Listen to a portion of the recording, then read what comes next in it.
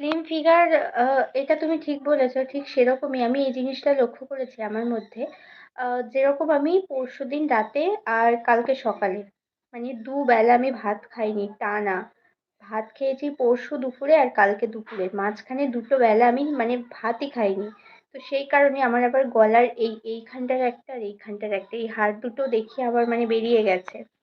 আমার সাথে এরকমটাই হয়। আমি এই জিনিসটা খুব লক্ষ্য করেছি। দেখা গেল আমি দুবেলা কি একবেলা ভাত খেলাম না, পরের দিনে দেখি আবার হাড়গুলো বেরিয়ে যায়। আর যদি ঠিকঠাক কন্টিনিউ খাওয়া চলে তাহলে গলাটা একদম ঠিকঠাক থাকে। হ্যাঁ গো, সত্যি কথা। এই জিনিসটা আমি নিজের মধ্যে লক্ষ্য করেছি। কিন্তু মানে আমার বর বলে, "ওরকম আবার হয় নাকি? কারো একবেলা না খেলে ওরকম হয়?" আমি বলি, "হ্যাঁ, আমার সাথে হয়।"